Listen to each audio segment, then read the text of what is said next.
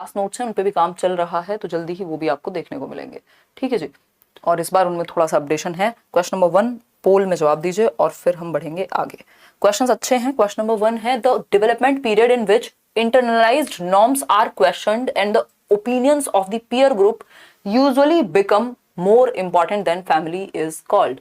यानी विकास की उस अवधि को हम क्या कहेंगे जिसमें, सेम टाइम पे नहीं होगा वो, विकास की उस अवधि को क्या कहते हैं जब आत्मसात मानकों पर प्रश्न उठाया जाता है। यानी वो वैल्यूज, वो नॉर्म्स जिनको आपने इंटरनलाइज कर लिया था बचपन में कि ठीक है ये तो ऐसे ही होता है ना, आर क्वेश्चनड, मतलब जो आपने दिमाग में भरा, जो इंटरनलाइज किया, उन पे आप क्वेश्चन मार्क लगा रहे हैं कि यार ये चीज तो सही नहीं थी, है ना, ये तो सही नहीं था कि पापा घर में बिल्कुल हेल्प नहीं कराएंगे, है ना। आपने क्या किया, क्वेश्चन मार्क लगाया, मतलब आपकी बुद्धि डेवलप हुई है।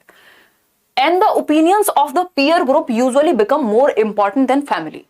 यानी जो पीयर ग्रुप मतलब आपकी सेम एज के लोग या आपका साथी समूह जिन लोगों में आप रहते हैं, है ना, उस केस में उनकी जो वैलिडेशन है या उनका जो ओपिनियन है वो ज्यादा महत्वपूर्ण हो जाता है आपकी फैमिली से। तो आप समझ गए होंगे पीयर ग्रुप का इन्फ्लुएंस। और बात रही हर चीज को क्वेश्चन करने की, रिवोल्ट करने की, तो एडोलेसेंस यानी किशोरावस्था 12 से 18 वर्ष का काल, जहां पे आप आइडेंटिटी क्राइसिस में होते हैं, पहचान के संकट में होते हैं। जो चीजें आपने इंटरनलाइज की हैं, भरी हैं बचपन में, अब उन पे एक क्वेश्चन मार्क आ जाता है, क्या ये सही है, क्या समाज की मानूं, अपनी मानूं, क्या होना चाहिए, आदर्श भी आपके दिमाग में डेवलप हो जाते हैं, आइडियलिज्म में भी आप जाते हैं।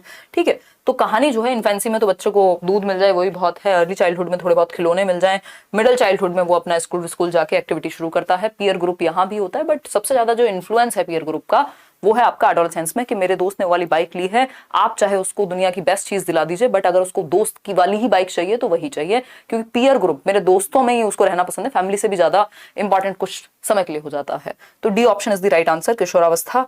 आइडेंटिटी क्राइसिस का काल, इसको कौन कहते हैं, एरिक एरिक्सन कहते हैं। और अगर हम बात करें period of stress and storm कौन कहेंगे, तो वो कहेंगे स्टैनली हॉल।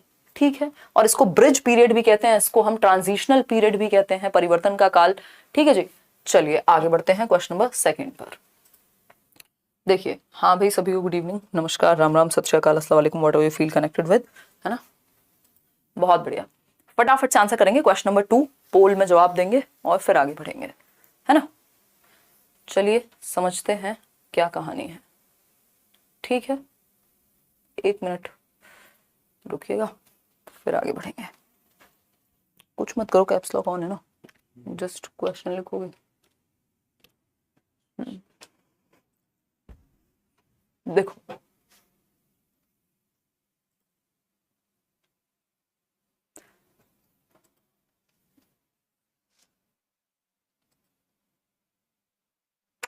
चलेंगे आगे। क्वेश्चन नंबर 2 पढ़िए और पोल में जवाब दीजिए। अगर हम बात करें क्वेश्चन नंबर 2 की, तो seeing that their son Ravi was interested in reading and could read at the age of 3। एक पेरेंट्स हैं जिनका बच्चा है रवि, उन्होंने देखा 3 वर्ष की उम्र में 3 साल का रवि बहुत ही ज्यादा इंटरेस्टिंग रहता है रीडिंग में, यानी कि पढ़ने में वो बहुत ज्यादा इंटरेस्टेड है।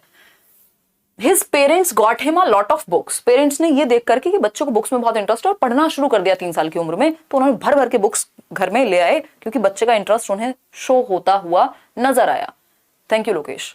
अगर हम बात करें इस बात की, तो due to his parents encouragement, Ravi के जो पेरेंट्स ने प्रोत्साहन दिखाया रवि के पढ़ने के इंटरेस्ट के प्रति, रवि अपनी एज के बच्चों से बहुत आगे था, रीडिंग उसकी बहुत अच्छी हो चुकी थी, कॉम्प्रिहेंशन उसका बहुत अच्छा हो चुका था। Which principle of development can be inferred from the above example। यानी विकास के किस सिद्धांत का यह उदाहरण है कि यदि बच्चे ने जिस चीज में इंटरेस्ट शो किया उसको एनवायरमेंट से भी क्या किया गया, बढ़ावा दिया गया। एनवायरमेंट क्या था, पेरेंट्स। बच्चे का स्वयं का इंटरेस्ट जिसमें हेरिडिटी इन्वॉल्व हो सकती है, क्या था, रीडिंग। हेरिडिटी एंड एनवायरमेंट दोनों का प्रोडक्ट है कौन, डेवलपमेंट। तो development is a result of interaction between heredity and environment. विकास अनुवांशिकता और परिवेश के बीच अंतः क्रिया का परिणाम है, यानी interaction between heredity and environment. Development किसका क्या कहें हम प्रोडक्ट है, वो है डेवलपमेंट बराबर हेरिडिटी इनटू एनवायरमेंट हम कहते हैं। ठीक है, गुणनफल है। अब मान लीजिए किसी बच्चे में स्पोर्ट्स की एबिलिटी थी, क्योंकि उसके दोनों माँ बाप क्या थे, एथलीट्स हैं।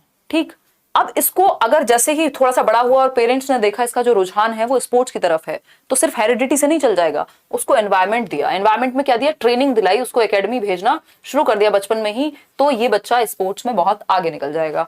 उसी तरह से जब पेरेंट्स ने देखा कि जो बच्चे का इंटरेस्ट है वो रीडिंग में है, और उसको क्या दिला दी, बहुत सारी बुक्स दिलाई ऐसी जिससे उसकी जो रीडिंग है वो बेटर हो सके। लगाओ नेक्स्ट पुल। अगर हम बात करें रीडिंग अगर बेटर हो सके, that means heredity and environment दोनों ने ही कॉम्प्लीमेंट किया एक दूसरे को, उसका इंटरेस्ट जो कि हेरिडिटी से हो सकता है ड्रिवन, और एनवायरमेंट अच्छा दे दिया, डेवलपमेंट बेहतर होगा। इतनी बात क्लियर है। पहला जो ऑप्शन था इसमें वो था development does not follow a predictable path. अरे यार,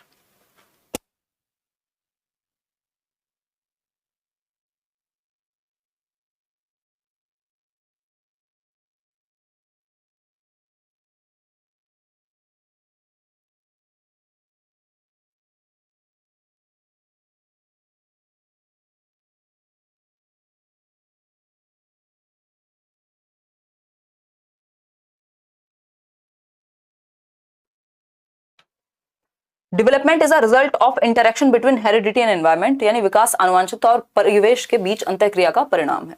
development does not follow a predictable pattern, ये बात यहाँ पे कहीं से आ ही नहीं रही कि डेवलपमेंट कोई एक प्रेडिक्टेबल पैटर्न फॉलो नहीं करता, बल्कि आपने जब देख लिया कि बच्चे का इंटरेस्ट है, दैट मीन्स वो उस दिशा में अच्छा कर सकता है, तो हम प्रिडिक्ट कर सकते हैं कि उसे एनवायरमेंट अच्छा देंगे तो वो अच्छा कर जाएगा।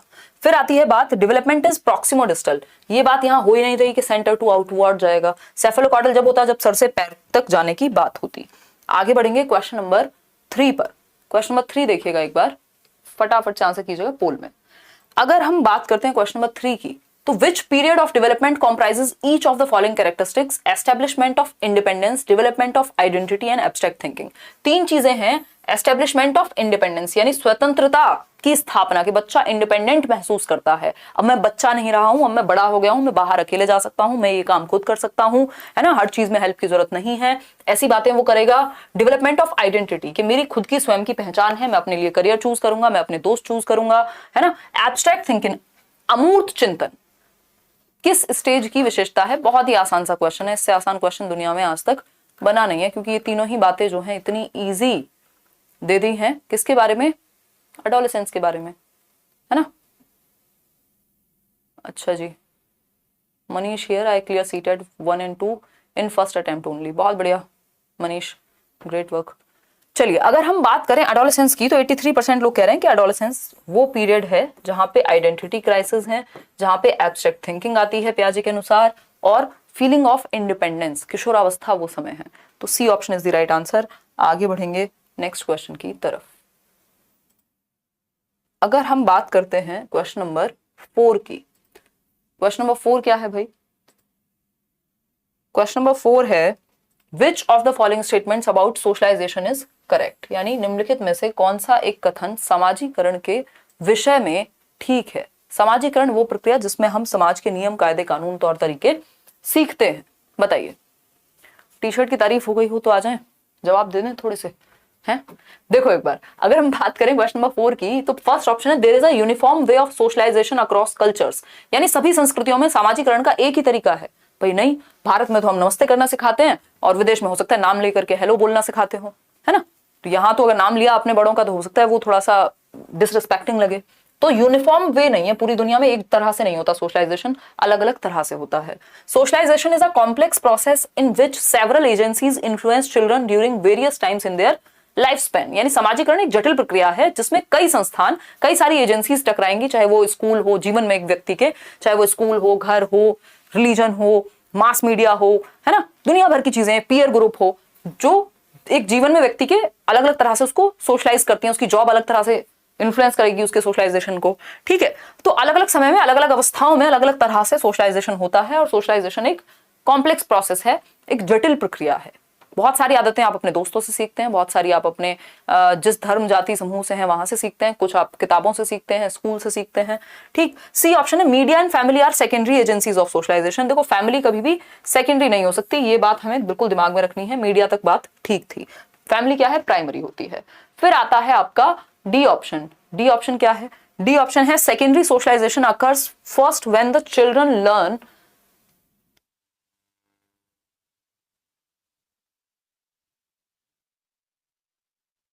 Secondary socialization occurs first when the children learn their individual identity and acquire language. यानी सेकेंडरी सोशलाइजेशन तब होता है जब बच्चे ये सीखते हैं कि उनकी आइडेंटिटी क्या है और वो भाषा एक्वायर करते हैं। देखो आइडेंटिटी की कहानी तो बहुत लंबी है, फिर एडोलेसेंस में जाके होगा, तो ऐसा भी नहीं है। ठीक, तो एक ही बात यहाँ सही है, वो है आपका बी ऑप्शन, जो कि आप सही उत्तर दे चुके हैं। तो बी ऑप्शन यहाँ सही था, बाकी सारे गलत थे। अब आएंगे हम क्वेश्चन नंबर 5 पर। पोल में आंसर कीजिएगा। क्वेश्चन नंबर 5 है which of the following theorist used cogniline development. Basically cognitive development होगा, ये सीटेट में आया हुआ क्वेश्चन है। टाइपिंग मिस्टेक थी ये, आजकल जिसको हम टाइपो कह दे रहे हैं, है ना। कॉग्निटिव डेवलपमेंट की बात हो रही है, संज्ञानात्मक विकास की बात हो रही है कि संज्ञानात्मक विकासात्मक दृष्टिकोण का प्रयोग किसने नैतिक तर्कता या नैतिक विकास के सिद्धांत में किया है। तो संज्ञानात्मक विकास तो आप जानते हैं, 2-4 गिने चुने लोग हैं जो इसके बारे में बात करते हैं। उसमें से एक बहुत ही इंपॉर्टेंट व्यक्ति हैं जिनको हम क्या कहते हैं, क्या कहते हैं बताइए? संज्ञानात्मक विकास या प्याजे कहते हैं उन व्यक्ति को हम। ठीक है, आपकी सीडीपी की सीरीज देखी तो क्वेश्चन इजी लगने लगे। बस अंकिता यही चाहिए और क्या चाहिए, हमारा काम ही इजी बनाना है। देखिए अगर हम बात करें कॉग्निटिव डेवलपमेंट की, तो प्याजे हैं जिन्होंने थियरी दी है संज्ञानात्मक तर्क को ध्यान में रख के कि जैसे जैसे बच्चे की एज बढ़ती है, उसका दिमाग विकसित होता है, वैसे वैसे उसका तर्क चेंज होता है, नैतिकता को लेकर के भी। बात तो बिल्कुल सही है, कोई गड़बड़ नहीं है, लेकिन इन्होंने स्पेलिंग मिस्टेक की और वो भी इंग्लिश में की। हिंदी में होती तो चल जाता, अगर इंग्लिश में सही होता तो सीटेट ने क्या किया, सबको फ्री नंबर दिया है इसमें, क्योंकि इन्होंने गड़बड़ की है ना। तो ये आपने आंसर कोई भी लगाया हो, इसमें आपको सभी को नंबर मिला होगा जिनके भी सेट में क्वेश्चन आया होगा। तो आंसर था इसका बी। ठीक, आगे बढ़ेंगे। क्वेश्चन नंबर 6 देखिएगा। ये इसलिए मैं स्पेलिंग मिस्टेक ठीक नहीं कराती हूँ क्योंकि इस तरह की चीजें आपको पेपर में देखने को मिल सकती हैं, आजकल आ रही हैं।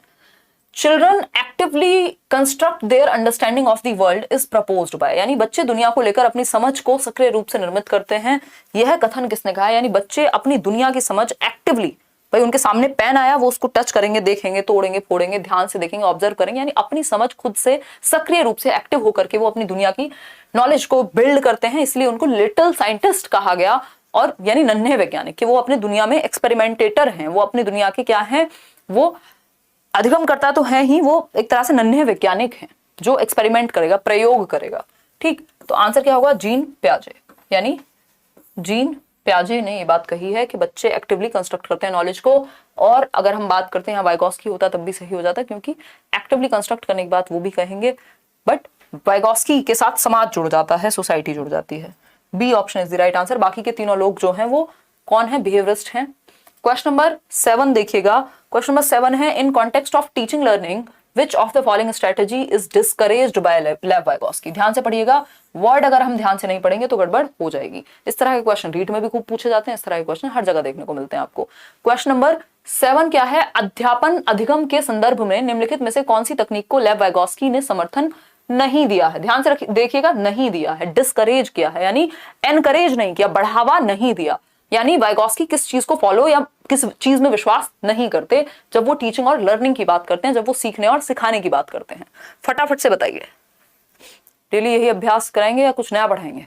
वालों इतनी सारी गेमर हैं आप, हैं इतनी सारी प्लेलिस्ट बनी हुई हैं, जो थियरीज हैं उनको देखिए, और जो प्रैक्टिस तो क्वेश्चंस की आपको नए नए करनी पड़ेगी। तो ये नए क्वेश्चंस हैं, अब इसका नाम बदल दूं मैं सीरीज का, इसको कुछ और नाम दे दूं, यही किया जा सकता है। तो क्वेश्चंस आप प्रैक्टिस कीजिए, है ना। ये कोई भाषण वाला सेशन थोड़ा ना है कि आज टॉपिक चेंज हो गया, कल दूसरे दिन कुछ और हो गया। क्वेश्चंस होंगे मिक्स्ड, तो वो करिए। बाकी रीड के लिए कुछ कुछ काम अलग से करेंगे। कुछ कॉन्सेप्ट्स पे भी वीडियो आ रहे हैं आपके, जो नए नए कॉन्सेप्ट्स हैं जो आजकल पेपर में पूछे जा रहे हैं, बट लाइव में अभी हम यही चलाने वाले हैं। अगर हम बात करें कॉन्टेक्स्ट ऑफ टीचिंग लर्निंग में, तो किस चीज को डिस्करेज करते हैं वाइगॉस्की? डी ऑप्शन कह रहे हैं 67% लोग, जो कि सही उत्तर भी है। बाकी ऑप्शंस को भी चेक कर लेते हैं, कोई सही क्यों नहीं है। कोऑपरेटिव लर्निंग को एनकरेज करेंगे, बढ़ावा देंगे, कौन? वाइगॉस्की, कि भाई बच्चे एक दूसरे के साथ सहयोग करके सीखें, ग्रुप में सीखें। वो समाज के साथ सीखने की बात करते हैं ना, और समाज का छोटा रूप क्या हुआ? फैमिली है, स्कूल है, तो वो सब बच्चे ग्रुप में सीखें। स्कैफोल्डिंग है, जहां जरूरत हो वहां हेल्प की जाए, तो टेम्पररी हेल्प, बच्चों को अगर कहीं अटकता है तो उसको क्यू दिया जाए, है ना, यानी उसको हिंट दिया जाए। असिस्टेड लर्निंग है, एक ज्यादा जानने वाला व्यक्ति दूसरे व्यक्ति को मदद दे, यानी टीचर हो सकता है या कोई भी व्यक्ति। सहायक अधिगम, यानी जिस फील्ड में आप कम जानते हैं दूसरा व्यक्ति आपको असिस्ट करे। तो ये तीनों ही बातें वाइगॉस्की कहेंगे, बट वाइगॉस्की ये कभी नहीं कहेंगे कि एक्सपोजिटरी टीचिंग का मतलब क्या है, भर दो बच्चे के दिमाग में कुछ, वो नहीं करना, है ना, वो नहीं करना। क्वेश्चन नंबर 8 की तरफ बढ़ेंगे। क्या कहता है क्वेश्चन नंबर 8, देखिएगा एक बार। क्वेश्चन नंबर 8 कहता है while arranging the pieces of a puzzle मीठी स्पीक्स। मीठी एक बच्चा है और जब वो एक पजल के पीसेस को, पजल नहीं देखिए आपने, इधर उधर छोटे छोटे पीसेस को उसमें लगा करके वो फिट करके एक पजल सॉल्व किया जाएगा या क्रिएट किया जाएगा। ठीक है जी।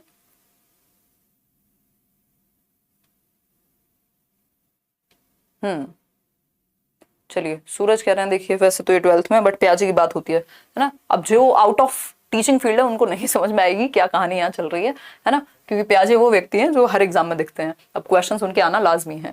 ठीक, while arranging the pieces of a puzzle मीठी स्पीक्स। मीठी एक बच्ची है जो बोलती है, एक पजल के पीसेस को जोड़ते हुए, मान लीजिए एक पजल में अलग अलग कलर या अलग अलग शेप की चीजें ऐड ऑन होनी है, तो वो खुद से बात कर रही है। मीठी बोल बोल करके लाउड बोल रही है खुद से। Speaks aloud to direct her own actions, अपने ही एक्शंस को गाइड करने के लिए कि यार ये वाला पीस यहाँ लगेगा, ये वाला पीस यहाँ लगेगा, ये ऐसे नहीं लगेगा। खुद से बातें कर रही है, जैसे आप क्वेश्चन सॉल्व करते समय कई बार खुद से बातें करते होंगे। Lev Vygotsky refers to the use of such language for self regulation. Lev Vygotsky इस तरह की यूज ऑफ लैंग्वेज को सेल्फ रेगुलेशन का यूज कहते हैं लैंग्वेज का, कि भाषा को आप यूज कर रहे हैं खुद को ही रेगुलेट करने के लिए। ईगो सेंट्रिक स्पीच तो प्याजे नाम देते हैं, तो ये तो हट गया ऑप्शन से। सोशल स्पीच में वो खुद से बात नहीं करते, बाकी दूसरे लोगों से बात करते हैं बच्चे, समाज में बात करेंगे। इरेशनल जैसी कोई स्पीच हमने पढ़ी नहीं है, तो सिंपल आंसर है 3 से 6 वर्ष का टाइम है जब निजी वाचन या फिर हम प्राइवेट स्पीच कहेंगे, जब बच्चा खुद से बोल बोल करके बातें करेगा, क्योंकि वो खुद के ही एक्शंस को डायरेक्ट करता है। इसी निजी वाचन को, प्राइवेट स्पीच को प्याजे क्या कहते हैं? ईगो सेंट्रिक यानी अहम केंद्रित वाक्य कहते हैं, कि बच्चा तो ईगो सेंट्रिक है, सेल्फ सेंटर्ड है। तो B option is the right answer over here. Question number 9 पे बढ़ेंगे। क्वेश्चन नंबर 9 क्या कहता है भाई, देखेंगे एक बार। क्वेश्चन नंबर 9 क्या कहता है, इसको देखेंगे। क्वेश्चन नंबर 9 लॉरेंस कोहलबर्ग यानी मॉरल डेवलपमेंट की थियोरी पे एक क्वेश्चन है। of moral development, at which stage of moral development do individuals define right action by self-chosen ethical principles of conscience that are valid for all humanity regardless of law and social agreement। यानी कि Lawrence Kohlberg के नैतिक विकास के सिद्धांत के अनुसार नैतिकता विकास क्रम के किस स्तर पर व्यक्ति कानून और सामाजिक स्वीकृति की परवाह नहीं करता कि समाज में क्या कहेंगे लोग उसके बारे में, या कानून क्या कहता है, वो अपने आत्म अनुभूति द्वारा चुने गए नियमों को या सिद्धांतों को ध्यान में रखेगा। मतलब कि अगर उसको लगता है कि भाई ये चीज गलत है, तो किसी एक, मान लीजिए सती प्रथा में परिवर्तन आया, तो किसी ने तो कहा होगा ना, नहीं तो समाज में तो वही चल रहा था, उस टाइम पे तो वही नॉर्म था। ठीक, तो सेल्फ चोजन एथिकल प्रिंसिपल्स यानी खुद से चूज किए गए प्रिंसिपल्स के लिए वो खड़ा हो जाएगा, अपनी जान तक लगा देगा। तो ये कौन सा स्टेज है? ये है social contract orientation, universal ethical principle orientation, या क्या? देखो ये दोनों तो हो नहीं सकते, क्योंकि सोशल ऑर्डर मेंटेनिंग में तो जो समाज में नियम होंगे उन्हीं को माना जाएगा, 4th स्टेज है। इंस्ट्रूमेंटल पर्पस में tit for tat, give and take, 2nd stage है ये। ठीक, सोशल कॉन्ट्रैक्ट में एक व्यक्ति बेसिकली ये कहता है कि यार नियमों को बदला जा सकता है यदि लोगों का भला ना कर रहे हो, बट खुद के चूजन प्रिंसिपल के लिए वो खड़ा होगा। तो universal ethical principal 6th stage पे, कहां पे? 6th स्टेज में। ठीक है जी, इतनी बात क्लियर है, कोई दिक्कत नहीं है इस बात को समझने में। आगे बढ़ेंगे। सार्वभौमिक नैतिकता अभिमुखता कहते हैं हम इसको। क्वेश्चन नंबर 10 देखिएगा। क्वेश्चन नंबर 10 देखिएगा। In a progressive classroom a teacher facilitates the children to work in groups to achieve a common learning task. This will promote dash among students. यानी एक प्रगतिशील कक्ष में a teacher facilitates the children to work in groups, यानी progressive classroom क्या है? John dewy को याद कीजिए, जो बात करते हैं प्रोग्रेसिव क्लासरूम की, जो बात करते हैं चाइल्ड सेंटर्ड क्लासरूम की, जहां पे बच्चे आगे बढ़ें, ग्रुप में सीखें, कोऑपरेट करें, रियल लाइफ लर्निंग हो, प्रेजेंट लाइफ के लिए सीखें। तो बात हो रही है कि ग्रुप्स में सीखेंगे, अच्छी बात है ग्रुप्स में सीखेंगे। तो अगर ग्रुप्स में सीखेंगे तो इससे क्या प्रमोट होगा? कंपटीशन। भाई ग्रुप में सीखने का मतलब क्या है? एक दूसरे को सहयोग करना। तो सहयोग से कंपटीशन नहीं, कोऑपरेशन डेवलप होता है, कोऑपरेटिव लर्निंग होगी, सहभागी अधिगम होगा कि एक साथ बढ़ रहे हैं। जिस चीज में एक बच्चे को दिक्कत है, वो वीक महसूस करता है, तो दूसरा उसको हेल्प करेगा उस एरिया में। किसी सब्जेक्ट में दूसरा बच्चा या किसी टॉपिक में दूसरा बच्चा अच्छा है, तो वो तीसरे को हेल्प करेगा। यानी सोशल स्किल्स सीखेंगे एक दूसरे से। ग्रुप में हमेशा लर्निंग अच्छी होगी, कोऑपरेटिव लर्निंग।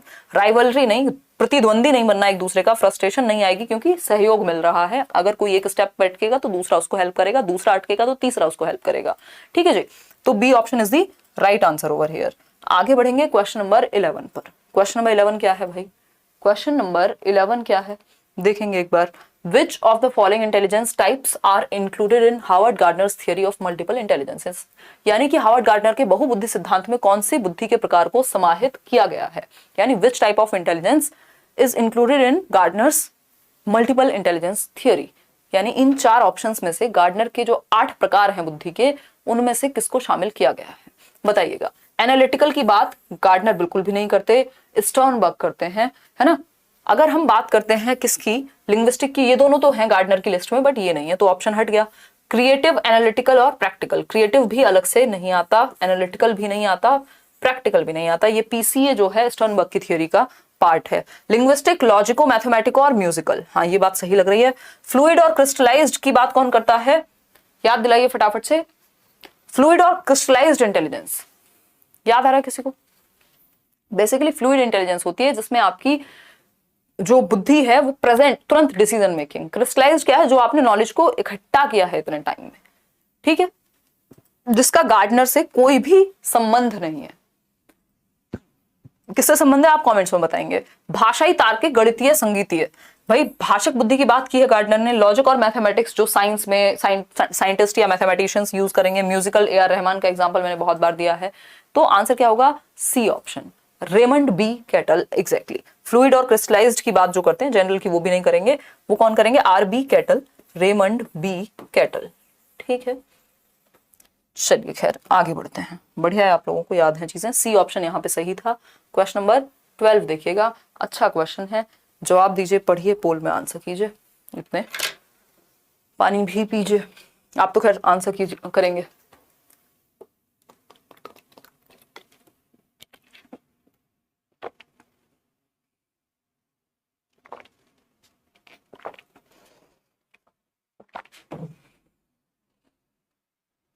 सीटेट दिसंबर से पहले नहीं हो रहा, मुझे तो नजर नहीं आ रहा। अंकिता कह रहे हैं थैंक यू मैम, सच्ची में बहुत अच्छा रिवीजन होता है आपके क्वेश्चंस करने से। हाँ, अगर आप वैसे भी क्लासेस में भी पढ़ रहे हैं करियर पे, या यहाँ लेट्स लर्न पे भी आपने प्लेलिस्ट देखी हुई है, या आपने सेल्फ स्टडी भी की है, या किसी भी जगह से पढ़ा है, और आप यहाँ रात को क्वेश्चन प्रैक्टिस कर लेते हैं, तो आपका कॉन्सेप्ट बिल्कुल क्लियर होगा। और अलग अलग तरह के क्वेश्चन हम यहाँ करेंगे, ठीक है।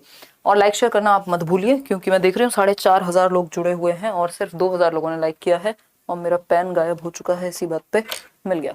चलिए क्वेश्चन नंबर 12 देखिए। फॉर ब्रेकिंग जेंडर स्टीरियोटाइप्स, यानी लिंग रूढ़िबद्धता को ब्रेक करने के लिए, चैलेंज करने के लिए बच्चों के अंदर, which among the following should be avoided, किस चीज को हम अवॉइड करें यदि हम चाहते हैं कि जेंडर स्टीरियोटाइप को हम हटा दें। जेंडर स्टीरियोटाइप को हटाने का मतलब क्या है, या अवॉइड करने का मतलब क्या है, या ब्रेक करने का मतलब क्या है, कि जो धारणाएं समाज में चली आ रही हैं जो कि गलत हैं, कि महिलाएं सिर्फ घर का काम करेंगी, पुरुष बाहर का काम करेंगे, जो पिंक कलर है वो फीमेल से एसोसिएटेड है ना, स्पोर्ट्स में फीमेल्स नहीं जाएंगी, पायलट्स फीमेल्स नहीं बनेंगी, है ना।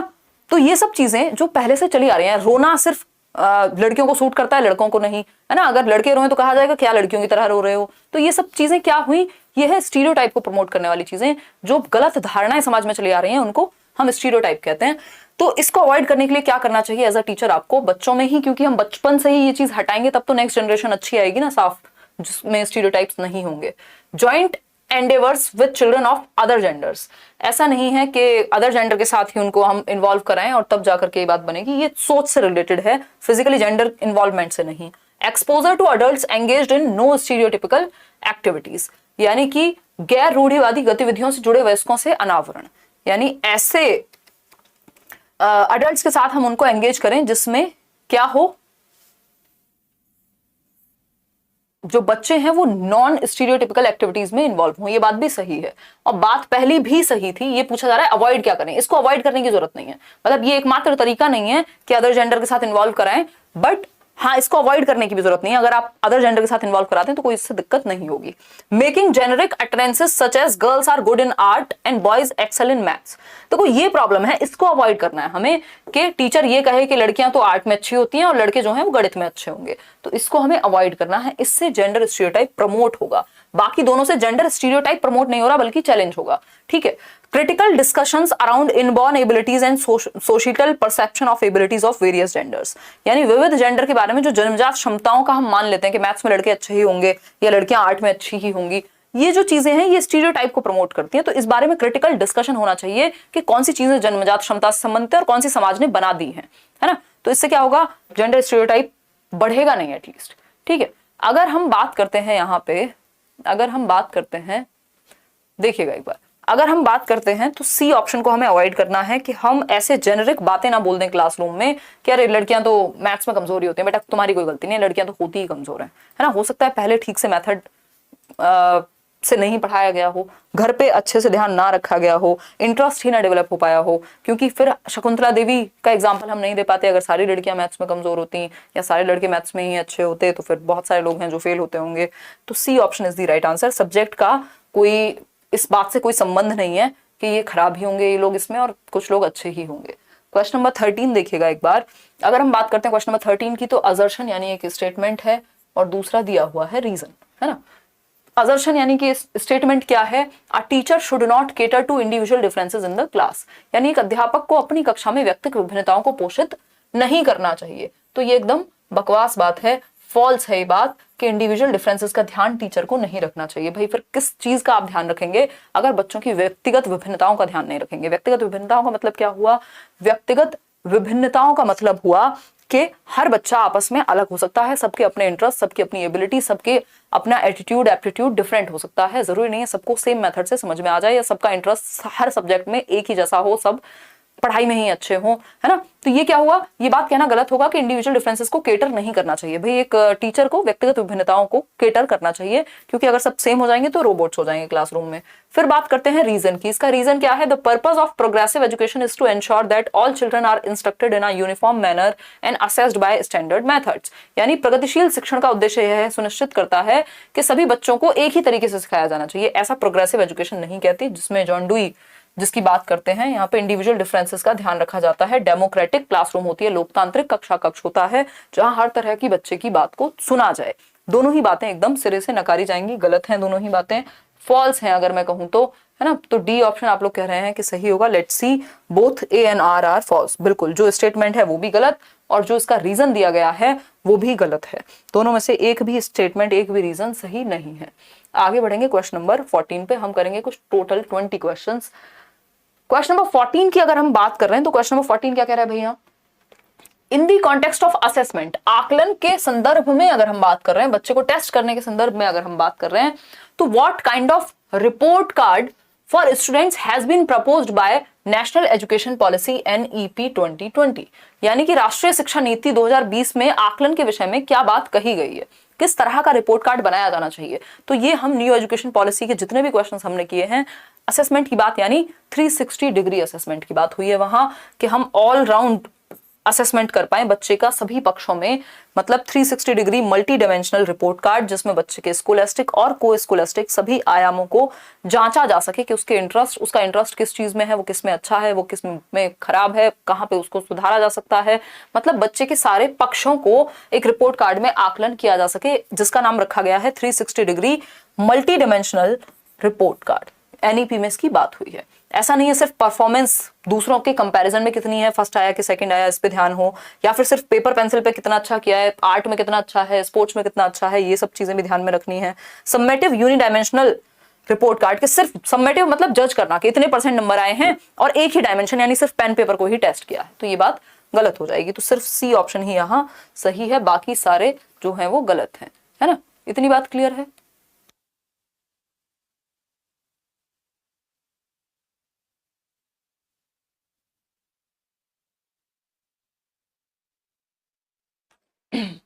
क्वेश्चन नंबर 15 देखिएगा, विच of the following questions would assess critical thinking, यानी कि निम्नलिखित में से कौन सा प्रश्न आलोचनात्मक चिंतन का मूल्यांकन करता है। आलोचनात्मक चिंतन क्या है, जहां आप किसी बात को सिर्फ मान नहीं लेते, आप हर एक एस्पेक्ट में, हर एक पक्ष में देखते हैं किसी चीज को, उसके उसमें ओपिनियन क्या है, उसमें फैक्ट क्या है, उसमें सही क्या है, उसमें गलत क्या है, उसका सही तरीका क्या हो सकता है। मतलब आपको सोचना पड़ेगा, सिर्फ यस और नो में आंसर यहाँ नहीं मिलने वाला।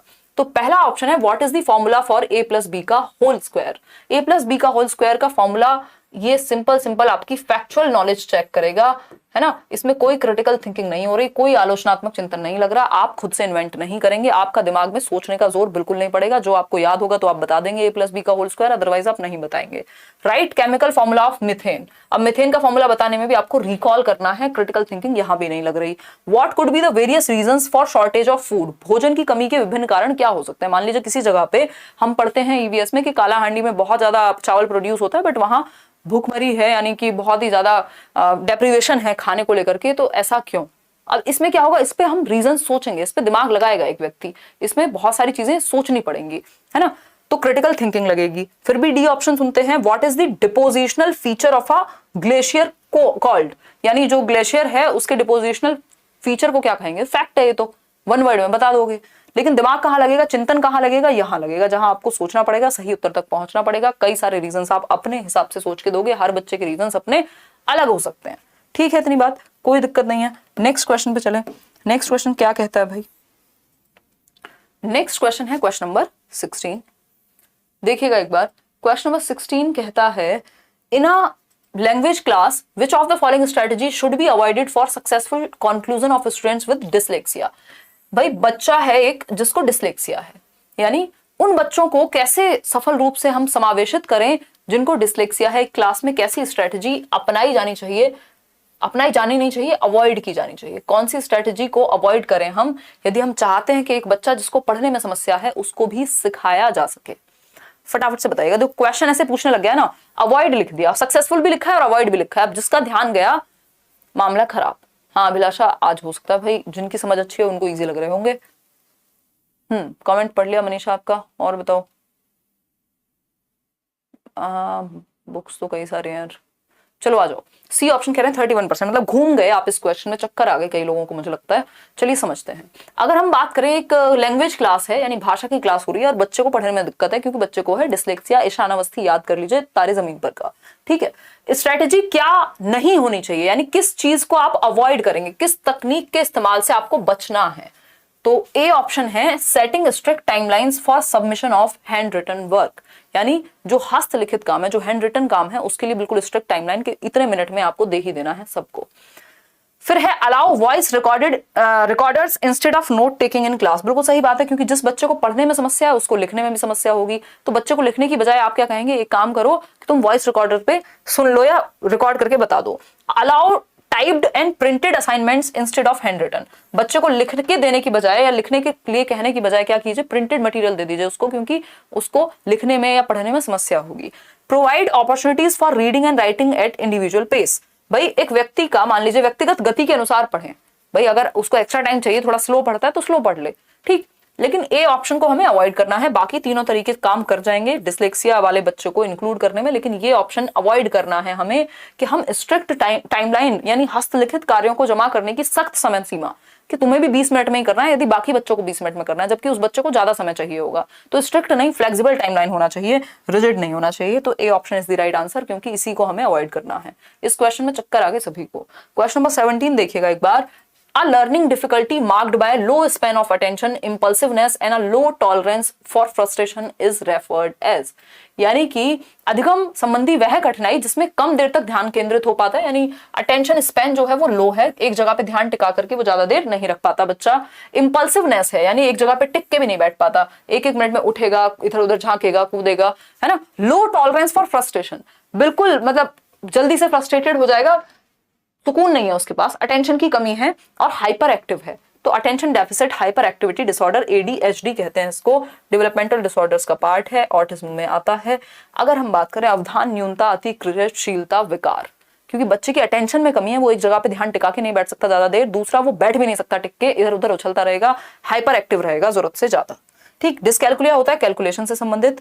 विजुअल इंपेयरमेंट होता है आपका, विजुअल इंपेयरमेंट होता है आपका देखने में समस्या। ऑटिज्म होता है कि बच्चे को बोलने में भी बार बार वो सेम चीज रिपीट करेगा, उसकी सराउंडिंग में कुछ भी चेंज होता है तो प्रॉब्लम होगी, है ना। सोशल जो बिहेवियर है उसमें प्रॉब्लम होती है इसको सोशली बिहेव करने में ऑटिज्म वाले बच्चे को, तो A option is the right answer. Question number 18 देखिएगा, क्वेश्चन नंबर 18 अगर हम बात करते हैं, condition characterised by significant limitations both in reasoning, learning, problem solving and in adaptive behaviour including social and practical skills will be known as, यानी कि एक condition का नाम क्या होगा जिसमें लिमिटेशन होगी, किसमें, रीजन करने में यानी तर्क लगाने में, सीखने में, समस्या समाधान करने में, और किसी भी बिहेवियर को जिसमें प्रैक्टिकल और सोशल स्किल्स को अडेप्ट करना पड़े। ये कौन सी समस्या है जिसमें बच्चे को तर्क लगाने में, सीखने में, प्रॉब्लम सॉल्व करने में या किसी बिहेवियर को अडेप्ट करने में समस्या होगी। हियरिंग इंपेयरमेंट, भाई यहां तर्क लगाने में तो कोई समस्या नहीं होनी चाहिए, देखने वाले को भी तर्क तो लगा सकता है, तो दिमाग से संबंधित समस्या है ना, प्रॉब्लम सॉल्विंग, लर्निंग, कॉग्निशन से रिलेटेड है, तो रीजनिंग वगैरह, है ना। कर देंगे जी। एडोल्फ हिटलर दिखे तो इनको ब्लॉक कर दीजिएगा, है ना। लोकोमोटर डिसेबिलिटी में चलने फिरने से संबंधित समस्या होती है, आज ही हम पढ़ रहे थे बैच में। इंटेलेक्चुअल डिसेबिलिटी है, ये बौद्धिक क्षति है, बौद्धिक अक्षमता है, क्योंकि बुद्धि से संबंधित जितने भी काम है वो करने में समस्या हो रही है, जैसे कि सोचना, तर्क लगाना, है ना, रीजन करना, लर्निंग, सीखना, प्रॉब्लम सॉल्व करना, है ना, इंक्लूड करना, जो भी सोशल बिहेवियर्स है उनको अडेप्ट करना, इन सब में दिमाग लगेगा। ठीक, तो D option is the right answer. आगे बढ़ेंगे, क्वेश्चन नंबर 19। एक स्टेटमेंट है और उसका रीजन है, पढ़ेंगे आराम से। सेकंड लास्ट क्वेश्चन है, असर्शन क्या है ये देखिए, रीजन क्या दिया हुआ है इसका वो देखिए। एक स्टेटमेंट है, एक कथन है, उसका रीजन क्या दिया है वो देखना है। क्या दोनों सही है, क्या दोनों में से एक सही है वो भी देखेंगे और फिर समझ के उत्तर देंगे।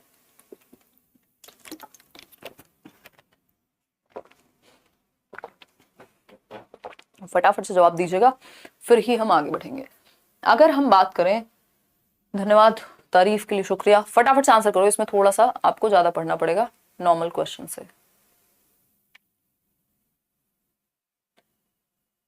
ओके, कोई दिक्कत परेशानी नहीं है ना, चलिए ठीक है, बहुत ही खुशी की बात है। इससे ज्यादा खुशी की बात दोबारा हमने कभी आज से पहले सुनी ही नहीं। चलिए देखते हैं, डी ऑप्शन कह रहे हैं आप में से कितने, 55% लोग। कथन क्या है, inclusion means students experiencing difficulties learn in isolated sections. एकदम वाहियात बात है ये कि वो बच्चे जिनको डिफिकल्टी है, इंक्लूजन का मतलब है उनको अलग थलग कर देना। Segregation is against the law of nature, ये लाइन हमें याद रखनी है कि अलग थलग करना बिल्कुल अगेंस्ट है इंक्लूसिव एजुकेशन के। इंक्लूसिव का मतलब ये सबको इंक्लूड करना, और ये कह रहे हैं आइसोलेट कर दो, ऑपोजिट बात कह रहे हैं। फिर आती है बात, रीजन क्या दिया है इसका, such a practice prepares students experiencing learning difficulties for participation in society. यानी इस ऐसा करने से 4 बच्चे जिनको दिखता नहीं है, देखने में समस्या, उनको अलग थलग कर दिया, इससे उनको बड़ी मजे आएंगे, वो बहुत ही आसानी से पार्टिसिपेट कर पाएंगे सोसाइटी में। कहां से करेंगे जब आपने पहले ही अलग कर दिया। दोनों ही बातें बिल्कुल गलत हैं, तो both A and R are false, जो कि 64% लोग आंसर दे भी पा रहे हैं। मुझे अच्छा लग रहा है, इस तरह के क्वेश्चंस भी अब आप सॉल्व कर ले रहे हैं। अब आते हैं आज के आखिरी सवाल पे, जो है क्वेश्चन नंबर 20। अगर हम बात करते हैं, 20th क्वेश्चन कहता है, which of the following is not an important factor in creativity. यानी रचनात्मकता में, कुछ नया करने में, कुछ नॉवल करने में कौन सा एक फैक्टर, कौन सा एक तत्व इंपॉर्टेंट नहीं है, बताइए। ओरिजिनलिटी यानी मौलिकता, कुछ नया करना मतलब ओरिजिनल सोचना, नया तो तभी करेंगे ना जब वो ओरिजिनल होगा, बिल्कुल सही बात है। 4 फैक्टर्स थे, एलिमेंट्स थे, याद होंगे आपको, FFOE। फ्लुएंसी यानी धारा प्रवाहिता से आपके दिमाग में थॉट आए, ये भी है। ओरिजिनलिटी भी होता है कि मौलिक हो। फ्लेक्सिबिलिटी यानी एक चीज काम ना करे तो आप दूसरी चीज सोचने के लिए सक्षम हो, यानी लचीलापन। इलेबोरेशन है आपका 4th पॉइंट, लेकिन कन्वर्जेंट थिंकिंग जस्ट ऑपोजिट है क्रिएटिव थिंकिंग के। यहाँ पे डाइवर्जेंट होता तो बात सही थी, डाइवर्जेंट का मतलब होता है अलग अलग दिशाओं में सोचना, लेकिन कन्वर्जेंट होता है अलग अलग दिशाओं से एक पॉइंट पे सोचना। जैसे ये क्वेश्चन है, इसमें कन्वर्जेंट थिंकिंग लगेगी, आपने कुछ नया तो किया नहीं है। 4 ऑप्शन थे, किसी एक चीज पे आप आकर के रुके हैं, यानी मल्टीपल पॉइंट से एक पॉइंट पे रुके हैं, तो बी ऑप्शन। लेकिन यही पूछा जाता है कि एनवायरमेंट में पॉल्यूशन बहुत ज्यादा बढ़ रहा है, क्या नए तरीके हो सकते हैं कि हम पॉल्यूशन को कम करें, तो आप डाइवर्जेंट थिंकिंग लगाते, कुछ नया सोचते, तो B option is the right answer. 70% लोग दे पा रहे हैं। आज के लिए इतना ही रखते हैं। आउट ऑफ 20 क्वेश्चंस कितने ठीक हुए वो आप कमेंट करके